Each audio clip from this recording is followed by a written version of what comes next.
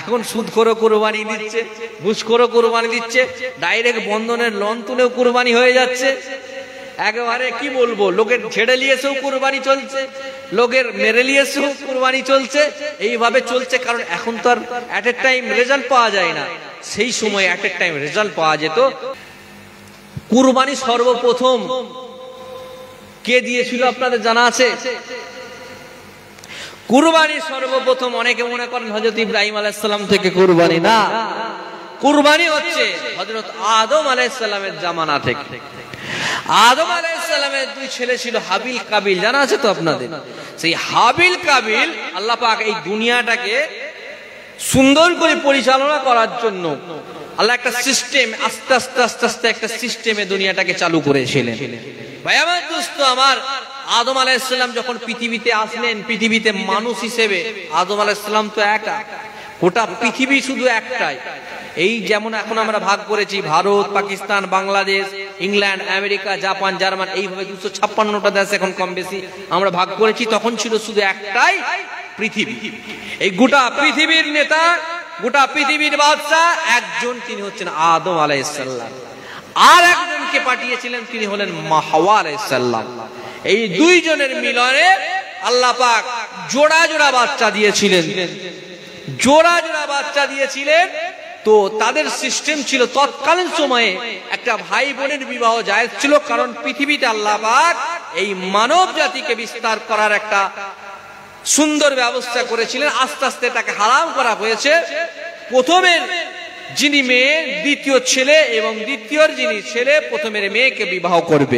তো হাবিল কাবিলের বোন, কাবিল হাবিলের বোনকে বিয়ে করবে, এটাই ফাইনাল। ভাই আমার দোস্ত আমার, হাবিল মেনে নিয়েছে, কাবিল মানছে না। এমন সময় বাপ আদম আলাইহিস সালাম তিনি বললেন, যাও তোমরা দুজনে আল্লাহর জন্য কুরবানি করো, তোমাদের যার কুরবানি কবুল হবে সেই কুরবানিটা আল্লাহ পাক যাকে কবুল করবে, যাকে পছন্দ করবে, সেই বিয়ে করবে। ওই দুজনের মধ্যে একজন হচ্ছেন খুব সুন্দরী রমণী, সেই মহিলাকে, সেই বোনকে বিয়ে করার জন্য দুজনের মধ্যে মারামারি। ভাই আমার দোস্ত আমার, হাবিল কাবিল দুজনের কুরবানি তখন শুরু হলো। হাবিল কি করলেন, একটা পশু জোগাড় করলেন, আর কাবিল কি করলেন, কিছু শস্য, কিছু সবজি শস্য নিয়ে দুজনে মিলে তৎকালীন সময়ে এইরকম কুরবানি নয়, একটা পাহাড়ের উপর রেখে আসতেন।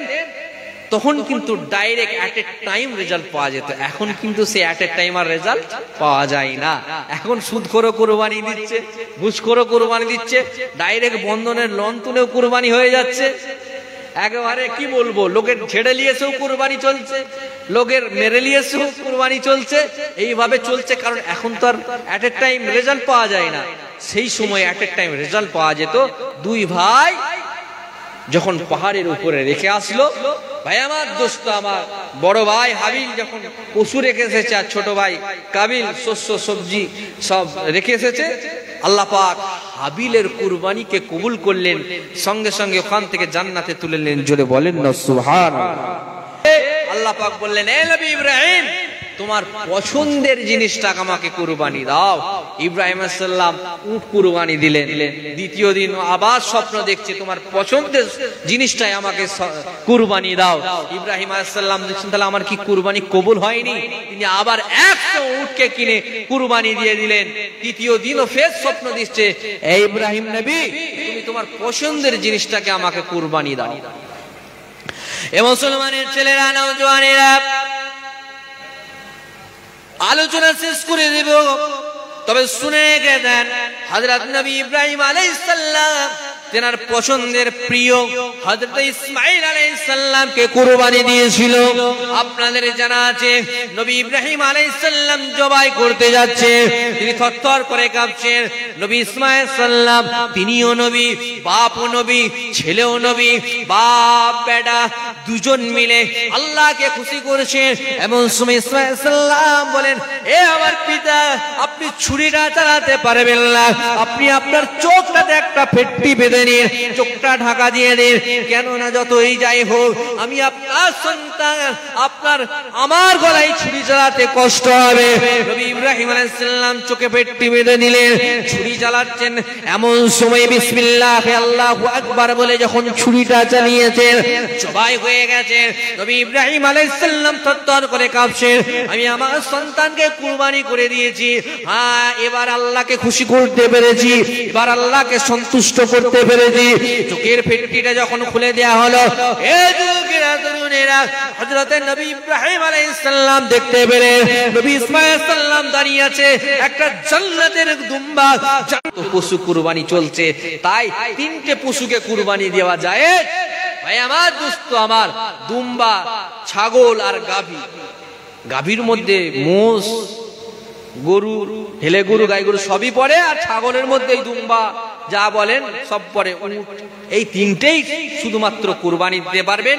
তবে কুরবানির পশু কিন্তু খুব সুন্দর হতে হবে, কুরবানির পশু কিন্তু একদম সুন্দর হতে হবে, যেন কিনা এমন ভাবে কুরবানির পশুটাকে কুরবানি করবেন, তার মধ্যে আপনি লালিত পালিত করবেন। দুদিন আগে কিনে কুরবানি করা শুধু গোশ খাওয়া, লোক দেখানো ছাড়া কিছু নয়।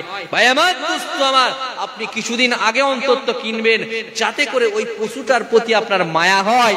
আর ওই পশুটা জবাই করা হজের 37 নম্বর আয়াতে বলেছেন যে কুরবানির রক্ত, মাংস, গোশত কিছুই আল্লাহর কাছে পৌঁছায় না। আল্লাহর কাছে পৌঁছায় শুধুমাত্র আপনার মনের তাকওয়া, মনের নেক নিয়তটাই। জোরে বলেন না সুবহানাল্লাহ।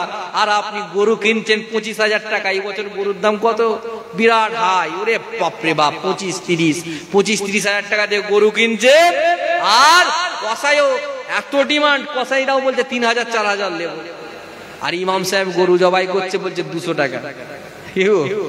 ইমাম সাহেব আমাকে ঘুষ দেয় না, ভাবছে ইমাম সাহেবের পক্ষে কেন বলছি, আমাকে বলতেও বলেনি। এটা আছে না নেই সমাজে? এরকম চলছে না চলেনি? আপনি 30,000 খরচা করেছেন, কসাই কেউ 4,000, আর ইমাম সাহেবের বেলায় 500,000 জুটে না, বউ ছেলে নেই। একটু দেখে চিন্তা ভাবনা করেন, একটু বিবেক বিবেচনা করেন।